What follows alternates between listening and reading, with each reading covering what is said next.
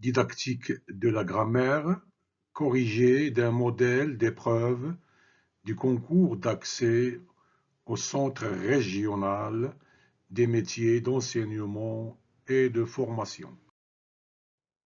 Voici une activité de grammaire qui a pour objet d'étude les compléments du verbe COD et COI. Voici le support de départ. La première question est définir l'objectif d'apprentissage visé. L'objectif d'apprentissage visé ou les objectifs d'apprentissage visés, l'apprenant doit être capable d'identifier et différencier les compléments du verbe, complément d'objet direct et le complément d'objet indirect, d'utiliser correctement les compléments du verbe COD et COI. Deuxième item, mentionner la durée et le nombre de séances. L'item est sur 3 points. Mentionner la durée et le nombre de séances. Le nombre de séances est 2. La première séance se fait en première semaine, la deuxième séance en deuxième semaine et la durée de chaque séance 30 minutes. Troisième item, formuler à partir du support proposé au moins 9 questions et ou consignes pour amener les apprenants à découvrir le fait de langue, objet d'étude, et à déduire la règle grammaticale à retenir. Cet item est sur 9 points. Question ou consigne pour faire découvrir le fait de langue objet d'étude, c'est-à-dire le complément d'objet direct et le complément d'objet indirect, et déduire la règle grammaticale à retenir. On commence par la première phrase dans le support. Dans la forêt, Samira regarde les oiseaux. Première question, où est le groupe nominal sujet? Où est le groupe verbal? Bien sûr, les élèves ont déjà étudié le groupe nominal sujet et le groupe verbal. Première consigne, séparer d'un trait le groupe nominal sujet et le groupe verbal. Entourer le verbe. Souligner le groupe nominal placé juste après le verbe, c'est-à-dire les oiseaux. Est-ce que vous pouvez supprimer, effacer ce groupe nominal? Ce groupe nominal complète quoi? Qu'est-ce qu'il complète? Et on passe à la deuxième phrase. Même consigne et même question. Mais on ajoute une autre petite question. Quel petit mot sépare le verbe du groupe nominal placé juste après le verbe? Ici, on parle de A avec accent. Entourez ce petit mot. Est-ce que vous pouvez supprimer, effacer le groupe nominal placé juste après le verbe, c'est-à-dire à son camarade Mounir? Et on passe à la troisième question, ou bien à la troisième phrase. Même question et même consigne. Quatrième item. Indiquer la règle grammaticale à faire déduire et retenir par les apprenants. L'item est sur 6 points. La règle grammaticale à faire déduire et retenir par les apprenants. Dans un groupe verbal, le mot ou le groupe de mots qui complète le sens du verbe est un complément d'objet direct, un COD, ou un complément d'objet indirect, COI, quand il est précédé par la préposition à ou la préposition de. Premier exemple d'un complément d'objet direct. Mon père plante des arbres dans la forêt. La question que je pose ici, mon père plante quoi? Des arbres. Donc des arbres est le complément d'objet direct qui complète le sens du verbe planter. Un deuxième exemple avec un COI. Il s'intéresse à la forêt depuis son enfance. La question est, il s'intéresse à quoi? A, ici, est une préposition. La forêt est le nom qui complète le verbe s'intéresser. Le garde forestier parle de la forêt aux visiteurs. La question, le garde forestier parle de quoi? De, ici, est une préposition et la forêt, c'est le nom qui complète le sens du verbe parler. À la forêt et de la forêt sont des compléments d'objets indirects. Cinquième item. Proposer 3 exercices en rapport avec le thème de l'unité didactique La forêt pour amener les apprenantes-apprenants à appliquer la règle grammaticale construite. L'item est sur 6 points. Proposer 3 exercices en relation avec le thème de la forêt pour amener les apprenants à appliquer la règle grammaticale construite. Premier exercice. Souligne le COD et entoure le COI dans les phrases suivantes. Le garde forestier s'occupe de la forêt. Je respecte la forêt.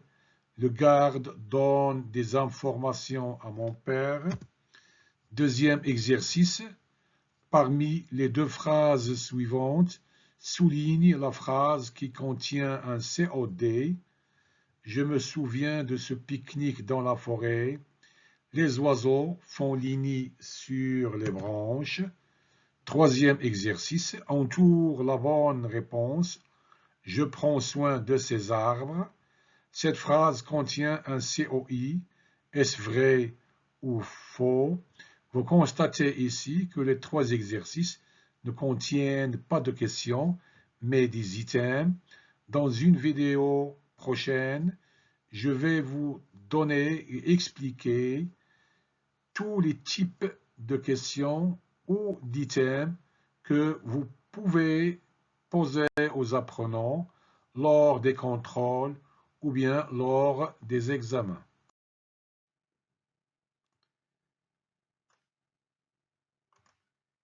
Lors de l'évaluation de cette activité de grammaire, vous constatez que des apprenantes-apprenants éprouvent des difficultés à identifier les compléments du verbe COD et COI et à distinguer l'un de l'autre dans des phrases données. L'item ici est proposer 2 activités pour remédier à ces difficultés.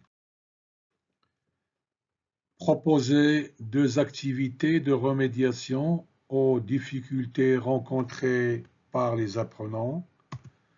Première activité, identifier le complément d'objet, la consigne, souligner le complément d'objet dans les phrases suivantes. Ici, on va demander aux élèves seulement d'identifier le complément d'objet et non pas le complément d'objet direct et indirect. Mais dans la deuxième activité, les élèves vont différencier entre les COD et les COI. La consigne est mettez chaque complément d'objet dans la case convenable du tableau. COD ou COI, on va dessiner un tableau et les apprenants vont placer le complément d'objet direct dans sa case et le complément d'objet indirect dans sa case.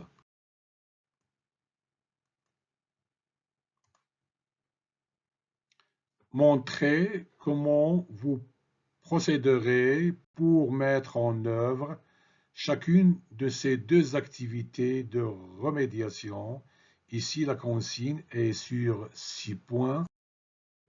Mettre en œuvre ces 2 activités pour remédier aux difficultés rencontrées par les élèves. Quand le cours finit, on a toujours 2 catégories d'élèves. Des élèves qui ont atteint l'objectif et d'autres qui n'ont pas atteint l'objectif du cours. Ici, dans cette activité, on parle des élèves qui n'ont pas atteint l'objectif du cours. Première activité, c'est la chasse au complément d'objet. Le travail doit être fait en sous-groupe. 1. Je distribue à chaque sous-groupe une carte avec des phrases pouvant contenir des COD et des COI. Les sous-groupes n'ont pas les mêmes phrases, c'est-à-dire on pourrait trouver des phrases qui ne contiennent ni des COD ni des COI. Je leur demande de souligner le complément d'objet dans chaque phrase. Ici, on ne parle pas du complément d'objet direct ni du complément d'objet indirect. Ici, on va seulement identifier, reconnaître le complément d'objet. En même temps, je transcris ces corpus de phrases sur le tableau. Bien sûr, je laisse le temps suffisant et nécessaire aux apprenants pour réaliser ces tâches. Après avoir fini, chaque sous-groupe va désigner un porte-parole qui passe au tableau pour souligner les compléments d'objet. Je laisse le soin aux autres sous-groupes d'intervenir, de corriger les erreurs commises, bien sûr en expliquant. En ce moment, je n'interviens pas. À la fin, les sous-groupes concernés par cette activité doivent se mettre d'accord sur les réponses communes. Quand on finit la première activité, on passe à la deuxième. Et la deuxième activité a pour but de différencier un complément d'objet direct d'un complément d'objet indirect. Le travail est toujours en sous-groupe. Une fois la première activité terminée, on passe à la deuxième. On garde bien sûr les mêmes réponses communes trouvées lors de la première activité. Je dessine un tableau, sur le tableau de la classe bien sûr. Je demande à tous les sous-groupes de catégoriser les compléments d'objets en compléments d'objets directs et en compléments d'objets indirects. Au sein du tableau, le travail des élèves doit être fait d'abord sur les cartes que j'ai distribuées auparavant. Bien sûr, je laisse le temps nécessaire et suffisant aux apprenants pour réaliser ces tâches. À la fin de cette activité, chaque sous-groupe va désigner un porte-parole qui passe au tableau pour classifier les compléments d'objets. Bien sûr, les élèves vont placer les compléments d'objets directs dans leur case convenable et les compléments d'objets indirects dans leur case convenable. Les autres sous-groupes doivent, bien sûr, intervenir, corriger les erreurs commises en expliquant le pourquoi et le comment. Et à la fin, tous les sous-groupes concernés doivent se mettre d'accord sur les réponses communes. Maintenant, on va voir les exercices de la première activité. Ici, ce sont des exercices à titre d'exemple. Ce que vous devez respecter est qu'il vous faut rester dans le thème de l'unité didactique. Ici, le thème, c'est la forêt. Donc, tous les exercices qu'on donne aux élèves doivent avoir une relation, un lien très étroit avec le thème de l'unité didactique. Ici, c'est la forêt. La consigne, souligner le complément d'objet dans les phrases suivantes. Ici, on ne parle pas encore du complément d'objet direct ou indirect. Les élèves vont seulement souligner les compléments d'objet, c'est-à-dire ils doivent identifier et reconnaître les compléments d'objet. Deuxième activité, d'abord, il faut garder les réponses qu'on a trouvé dans la première activité, c'est-à-dire quand on a demandé aux élèves de reconnaître, d'identifier le complément d'objet. Maintenant, il faut placer ces compléments d'objet dans un tableau, la catégorie concernant les compléments d'objet directs et la catégorie concernant les compléments d'objet indirects. Ici, l'élève va différencier entre un complément d'objet direct et un complément d'objet indirect.